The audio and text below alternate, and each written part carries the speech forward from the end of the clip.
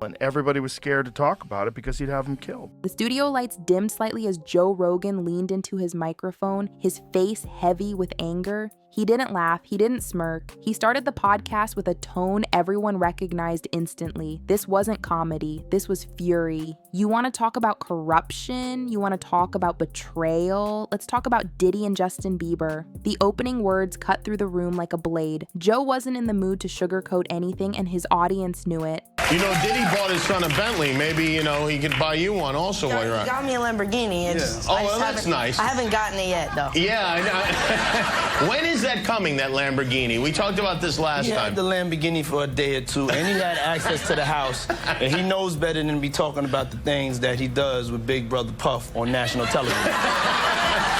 And good luck when you're older. You know, Justin Bieber had a post the other day on his Instagram talking about all the drugs that he did when he was younger and how much it f***ed him up. And now he's got a relationship with the Lord, and he's got, you know, he's married, and he's trying to be a normal person.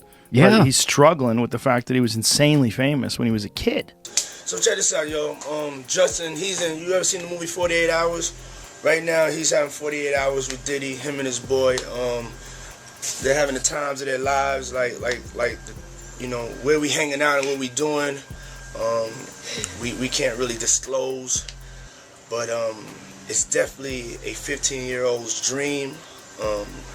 You know, I have been given custody of him. You know, he signed to Usher. I'm signed to Usher. I had legal guardianship of Usher when you know he did his first album. I did Usher's first album.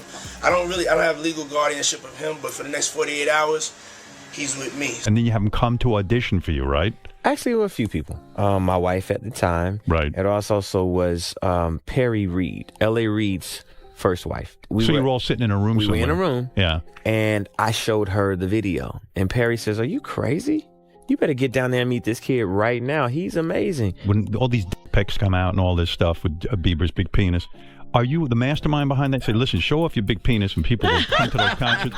Or are you sitting there? Is that the kind of man he's doing? Usher, are you sitting down with him and saying, yeah, show your cock, or leave it in your pants? I mean, do you sit him down and say, look, part of this is PR, Hey, man. by the way, he does have a brain of his own. Yeah, but were you shocked at the size of his penis? Hey, listen, he has a mind of his own. What he chose to do with his penis is his prerogative. He's managing that aspect of his life. But Usher is somebody... I have nothing to do with Justin Bieber's private parts, man. Flown out to Atlanta by a manager. His name's Scooter Braun. Flown out to Atlanta just to meet with him and meet different producers and different people. I was actually going to meet Jermaine Dupri at his studio. And who rolls up? Usher in his Range Rover. So many horrific accusations, though, involving young singers, like children. Yeah, it's disgusting. It's insane. He makes R. Kelly look like a decent guy. Yeah.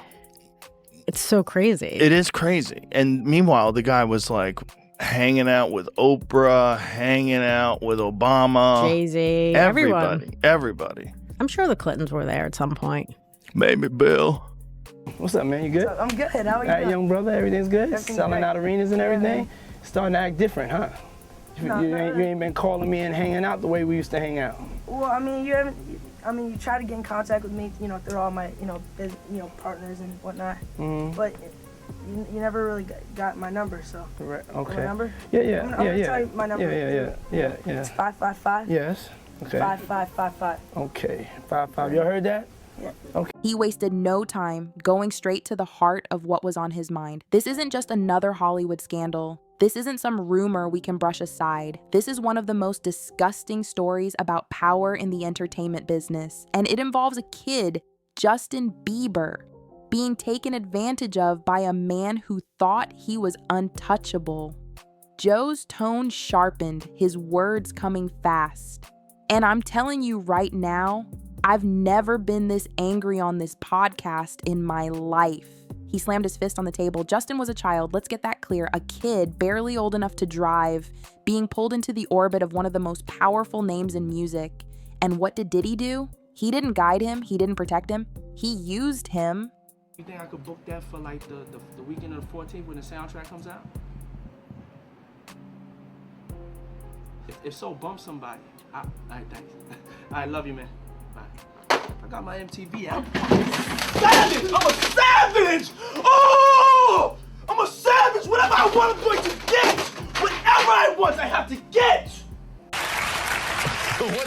with you guys? Are you working together? Nah. I mean, I think that we've become friends in a strange way. You know. Like Robin Big. Yeah. It's like exactly. I'm big and you're Robin. Yeah. No, I mean, to a lot of us, he's like a little brother. You know what I'm saying? He's not afraid to call and ask for advice. He's somebody that, in the industry-wise, the record industry is a strong family, and he's somebody that, you know, we definitely have our arms around, and we want to protect him because he's such genuinely a nice person besides his talent.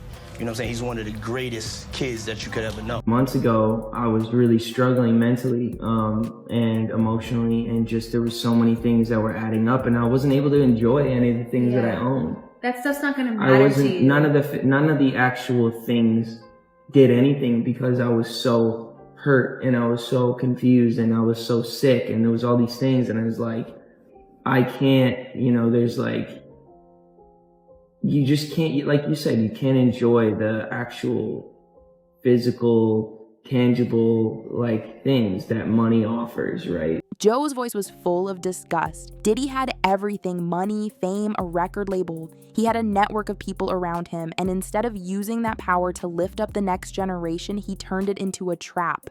That's not mentorship, that's exploitation. The producer pulled up an old clip of a young Justin smiling on camera, talking about how he was spending time with Diddy. Joe shook his head and paused the video. Look at that face. That's not freedom. That's a teenager caught in something way bigger than he could ever understand. You can see the discomfort, the nervous laugh. That wasn't excitement. That was a kid trying to survive a situation he never should have been in. He leaned forward again, his voice dropping. And the industry knew. Don't let anyone fool you. People saw it. Executives, managers, lawyers, they knew. But when it came to Diddy, they stayed quiet. Why? Because he had power, because he had leverage, and because nobody wanted to be the one to stand up to him. Joe's tone grew harsher, and that's what makes me sick. Hollywood loves to preach about protecting children, about ethics, about responsibility. Yet when a superstar like Justin Bieber was being dragged into dangerous territory, nobody stood up for him. Everyone just looked the other way. He slammed another paper on the desk, this time legal filings connected to Diddy. This isn't speculation, these are facts. Court documents, reports, testimonies. Diddy's behavior is being laid out piece by piece, and it all points to the same thing. He was manipulating and controlling a kid who should have been shielded from that world. Joe's eyes burned into the camera. You think Justin's breakdowns came out of nowhere? You think his struggles with mental health, his canceled tours, his cries for help were random? Number, those were the scars of what happened to him. You can trace it back. You can connect the dots. This man's so-called mentorship left damage that took years to heal. Because I think if a victim comes out against Usher, it'll show how egregious this shit is. Because if he can be a predator, then anybody can be a predator. Can't smile in your face the whole time. You feel what I'm saying? Like, people look at Usher, they don't see that. They're not seeing the victim. They're not seeing that boy that got rushed to the hospital. They're not seeing what the intentions was in his heart when he took Justin Bieber there. Oh. Let's be honest. He took Justin Bieber there. Diddy had been trying to get to Bieber for a minute. And his management was backing him off. But it wasn't until Usher took over management and had guardianship and gave temporary guardianship to the diddler for 48 hours. Think about that. The you of then was on a path of self-destruction. Oh, for sure. Yeah, I would have, for sure, 100%. Yeah. It would have been no bueno. It was bad. I don't know if I'd be alive, for sure. It was dark.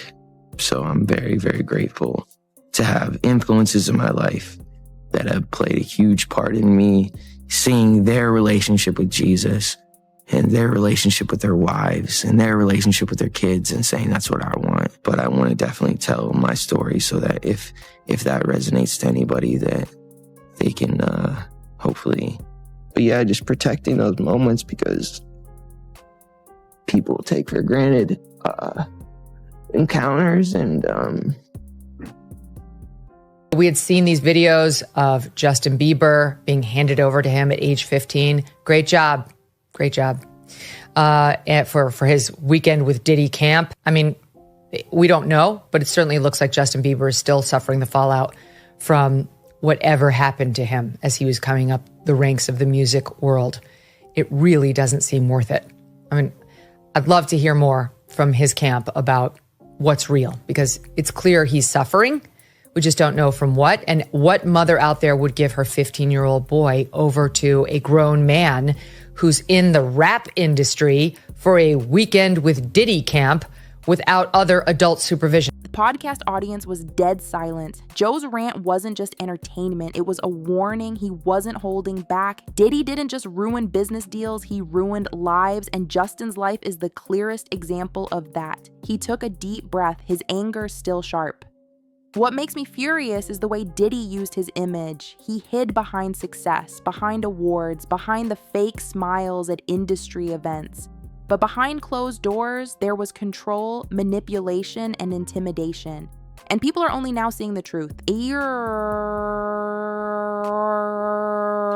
Joe then connected Justin's story to the bigger picture.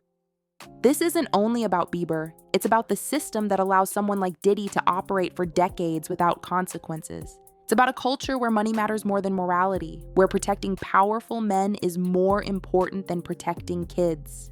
He slammed the table again. And I'll tell you what, the walls are closing in now. Diddy's empire is crumbling. The lawsuits, the investigations, the testimonies, it's all catching up to him. And when it comes down, people are finally going to see him for what he really is. Not a mogul, not a legend.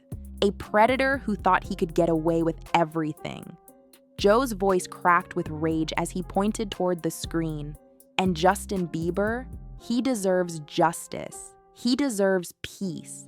He deserves to have people stand up for him now, even if nobody did back then. And if that means dragging every single one of Diddy's secrets into the light, then so be it.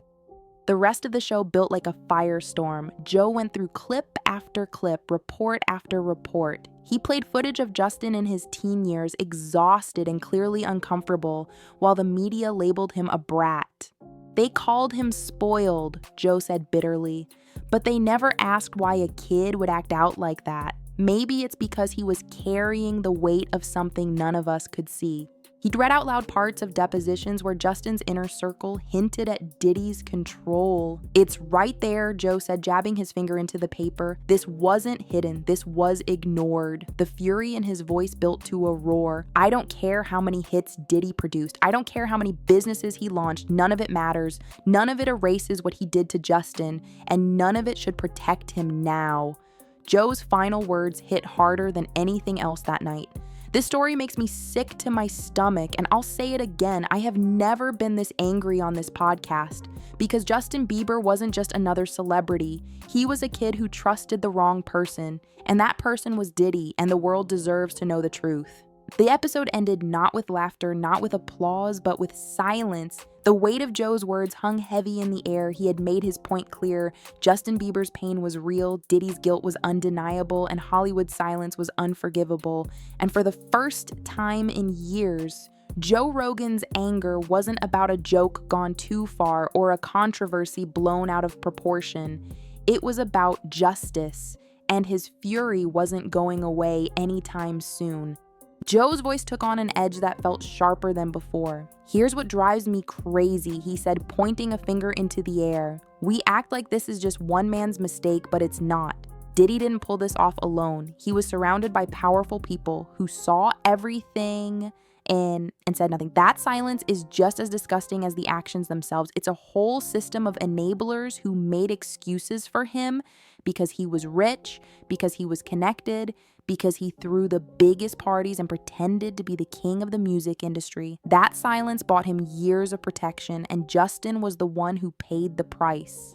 He leaned in, his tone fiery. If this industry had any integrity, they would have stepped in the first time Diddy crossed the line. Instead, they looked the other way. Why? Because Diddy was useful. He had money, he had access, and he had leverage. So everyone decided it was easier to ignore the damage. But what they didn't realize was that by shielding him, they were also destroying kids like Justin.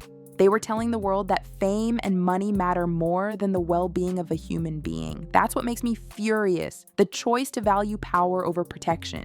Joe slammed his hand against the table. And now, after all these years, people are acting shocked. Shocked? Please. There were whispers, there were stories, there were red flags everywhere, but they dismissed it. They laughed it off, and now the truth is undeniable. Diddy's mask has fallen, and we can all see the man behind it. Manipulative, arrogant, and dangerous. And I'm telling you, history will not be kind to the people who stood by and said nothing while Justin was suffering. He paused, his expression darkening. And let's not forget, Justin was just a kid trying to chase a dream. He had talent, he had drive, but he also had no chance against an industry shark like Diddy. When you're that young and that famous, you're isolated. You don't know who to trust. Everyone wants something from you. That's where Diddy swooped in, pretending to be a mentor. But instead of lifting Justin up, he pulled him into a storm he didn't deserve.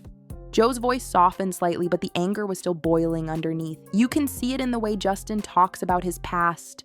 There's a sadness there, a weight in his eyes. And now that we know the truth, it all makes sense. Those meltdowns, those headlines, those moments where he seemed like he was falling apart, they weren't random. They were the direct result of years of manipulation by someone who should have been protecting him.